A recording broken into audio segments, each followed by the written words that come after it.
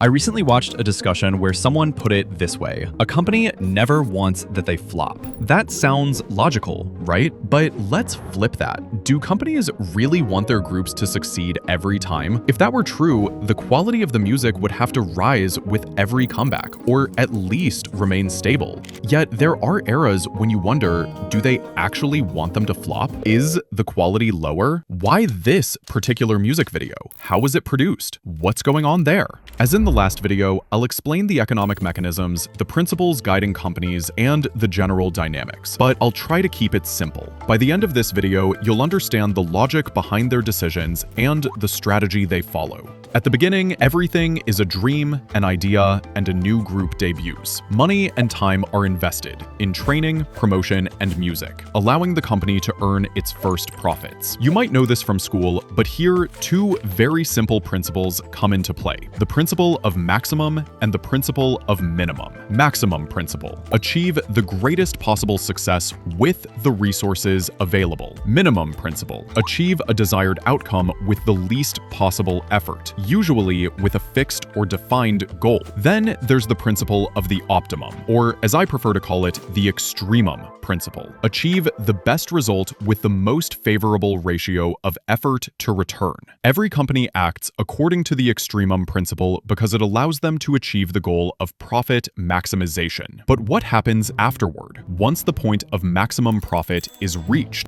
At the point where you reach this profit maximization threshold, you don't immediately know the full scope. You only know that it represents the highest profit so far, without knowing whether additional spheres of potential exist. In the best case, profit stagnates, but in any case, no further investment occurs once profit stops rising. If, however, additional investment is made beyond this point and profit does not increase, or if the same level of investment continues while profit declines, the company has entered the realm of diminishing marginal returns. How do firms react in such situations? The following strategies are common among companies. First, we can set aside bundled offerings, since although they are sometimes used as a revenue method under certain circumstances, their significance is too low, and with diminishing marginal utility, they are generally not considered relevant. They are more relevant to short-term loss mitigation as part of long-term profit optimization. Then there's innovation. This is debatable, but I would also argue that it is uncommon in the industry for companies to try to save a struggling group this way. It cannot be entirely ruled out, but it is by no means the standard practice. Next is diversification, which encompasses multiple strategies that can be applied depending on the industry context. Even here, however, many diversification strategies in K-pop are used more often for successful acts than for underperforming ones, making them generally atypical in cases of failure. Returning to optimal investment levels and investment evaluation, these are the most commonly applied strategies. Optimal investment is used whenever profit stagnates, while investment has increased, and investment evaluation comes into play, for example, when profit declines despite the same level of investment. But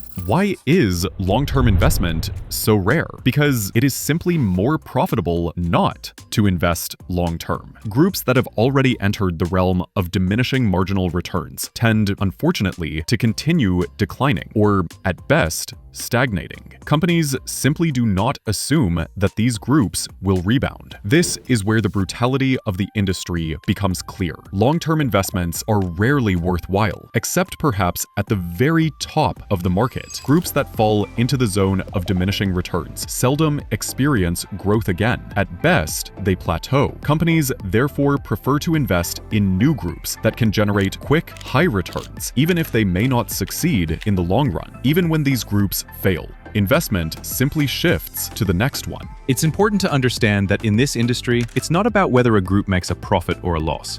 It's always about more profit or less profit. Theoretically, companies could incur losses, but in practice, especially in the K-pop industry, this is extremely rare. Of course, the fact that such stable returns exist is explained by multiple factors. Economic product value increases, the liberal market system that does not only generates surplus value deterministically, but also enables socio-dynamics of alienation and repression. All of this is not relevant for this video, because the guiding question is whether companies care about individual groups' success. For that purpose, these these factors are secondary, and besides, they are addressed in other videos. Today, we focus on the principles guiding company behavior and their strategies, since they act in response to profit dynamics. Companies and investors strictly follow the principles just explained, and that is why they almost always generate profit, whether they are small firms managing Nugu groups or major players in the industry. Roughly speaking, the more successful a group is, the more capital is invested. So if you get the impression that a group's quality has declined, or in idiomatic terms, that the company wants the group to flop, and we say, okay, your subjective assessment might be accurate, and you've recognized a minimal principal investment, then it's likely that the last profits achieved by the group in its production cycle are at best stagnating, or most likely they are occurring within the realm of diminishing marginal returns. This makes it clear,